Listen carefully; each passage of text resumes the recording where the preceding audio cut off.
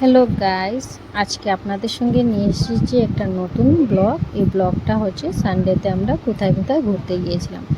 তো রিলসের থ্রুতে আপনারা অনেক কিছু দেখেছেন, আবার ভিউগুলো দেখে কিন্তু অনেকেই জিজ্ঞেস করেছেন যে আমি কোথায় গিয়েছিলাম। সো সানডের দিন ছিল, আমরা কিন্তু ঘর থেকে বেরিয়ে গিয়েছিলাম। তো দেখুন এখানে কিন্তু আমি রাস্তাগুলো দেখাচ্ছি।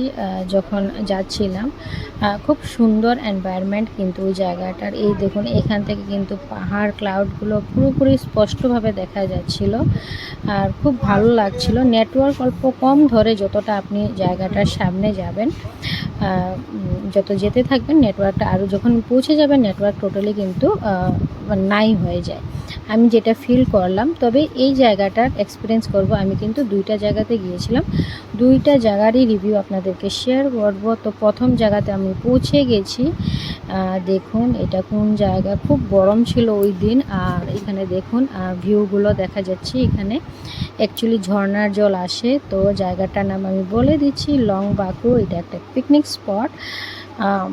তবে এখানে সানডেতে এই জায়গাটাতে অনেকে বলেছিল শীতের দিনে গেলে খুব ঠান্ডা লাগে, তবে যায় মানুষে যে যায় না। বাট আমি এটাই বলবো, যারা হাঁটতে অল্প কষ্ট পান তারা কিন্তু এই জায়গাটাতে টোটালি যাবেন না। ভিউটা খুবই সুন্দর, বাট রাস্তাটা ততটা স্কেরি। যেহেতু এটাতে প্রচুর মানুষজন আসে, আমি এটাই বলবো বাচ্চারা আসে, কিন্তু সবার পক্ষে কিন্তু মেন জায়গা তো পৌঁছানো সম্ভব না। আমিও কিন্তু লাস্টের অল্প জায়গাটা আমি যাইনি, রাস্তাটা এতটাই বাজে, মানে এই পরে যাব এই ভয়টা লাগে। তো যতটুকু আমি পেরেছিলাম মোটামুটি উপরে উঠে গেছিলাম। এই যে এই লাস্টের জায়গাটা, কারণ বাচ্চাদেরকেও ধরতে লাগে, নিজেদেরকেও সামলাতে লাগে, আর পড়লেই আপনারা কিন্তু নিচে পড়ে যাবেন। তো ওই ঝর্নার একদম ঝর্নাতে স্নান করাটা হয়নি যেটা ভেবেছিলাম। আর তারপরে কী ছিল, ওখান থেকে পিকচার কিছুটা নিয়ে ভাবলাম যে টাইম আছে আমরা আরেকটা জায়গাতে চলে যাই। সো দ্যাট আমরা কিন্তু একটা জায়গাতে যাব ভেবেছিলাম, বাট আমরা কিন্তু আরেকটা নতুন একটা জায়গা ডিসকভার করে নিয়েছিলাম। জায়গাটা খুবই সুন্দর, ওইটাও একটা পিকনিক স্পট বলতে পারেন, বাট এটাতে কোনো এন্ট্রি ফি ছিল না। লংবাতুতে শিলংতে গেলে এন্ট্রি ফি থাকে, কার পার্কিংয়ের চার্জেস থাকে, বাট এটাতে কিন্তু কিছু ছিল না। এটা টোটালি ফ্রি অফ কস্ট ছিল। আর ফ্রি অফ কস্ট বলে যায়নি, বাট জায়গাটা টোটালি নতুন ছিল। একই জায়গাতে বারবার যেতে আমার কিন্তু ভালো লাগে না। তো আমি চাইছিলাম নতুন নতুন জায়গাগুলো এক্সপ্লোর করব। ন্যাচারাল ভিউ এতটা সুন্দর মানে বলতে পারবো না। তো ওইখানে বসে আমরা কিছুটা স্ন্যাক্স এগুলো খাচ্ছিলাম।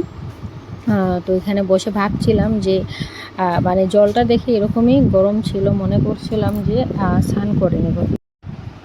তো ভাবতে ভাবতে আমরা কিন্তু শেষ পর্যন্ত এখানে কিন্তু স্নান করা স্টার্টই হয়ে গেছিলো। দেখুন এখানে আমার মেয়ে কিন্তু জলের মধ্যে বসে বলছিল যে মা স্নান করে নেব। বাবাকেও বারবার বলছিল স্নান করে নেব। তো তারপরে আমাদেরও প্রচুর গরম লাগছিল। আর জলে দেখুন যারাই যায় জলে কিন্তু খুবই ভালো লাগে। তো তারপর কিন্তু আমার মেয়ে, আমার ছেলে, আমার হাজব্যান্ড স্নান করা স্টার্ট করে দিল। বাট ওইখানে কিন্তু চেঞ্জিংয়ের কোনো জায়গা ছিল না। তো আমি বসে বসে ভাবছিলাম যে কি করব, স্নান করব কি করব না। তো ওদের ভিডিও শ্যুটগুলো তখন আমি বসে বসে করছিলাম। দেন কিন্তু আমি একটা জায়গা ডিসকভার করে নিয়েছিলাম। যেহেতু আদার্স পিকনিক স্পটে ওরা টাকা নেয়, তো জায়গাও থাকে চেঞ্জ করার, বাট এখানে ছিল না। তো একদম সামনেই কিন্তু আমি একটা ঘর পেয়ে গেছিলাম যেখানে চেঞ্জ করা যাবে। সো দ্যাট আর কি ছিল, আমিও কিন্তু জলে নেমে গেছিলাম, বাট ওইটা রেকর্ডিং করা হয়নি, কারণ আমি কিন্তু মোবাইল ঢুকিয়ে সব ব্যাগে ঢুকিয়ে দিয়েছিলাম। তারপর কিন্তু আমি জলে চলে গেছিলাম। তো ওই দিন সানডেটা আমরা খুব এনজয় করেছিলাম, খুবই ভালো লেগেছিল। মাঝে মধ্যে এরকম কোনো একটা জায়গাতে গিয়ে খুবই ভালো লাগে। শীতের দিনে তো ম্যাক্সিমাম আমরা পিকনিকে যাই, তবে কিন্তু গরম দিনেও এরকম একটা জায়গাতে গিয়ে স্নান করাটা খুবই ভালো লাগলো। আর লাস্ট অফ অল আমি কিছু পিকচার্স আপনাদের সাথে শেয়ার করছি। যারা এফবিতে আছে তারা দেখেছেন, বাট যারা নেই তারা দেখে নেন। ইউটিউবে যারা দেখবেন সাবস্ক্রাইব করে দেবেন, লাইক শেয়ার করে দেবেন, কমেন্ট করে দেবেন। যারা এফবিতে দেখলেন ভিডিও ভালো লাগলে লাইক শেয়ার করতে ভুলবেন না। মিলবো নেক্সট ভিডিওতে, বাই বাই।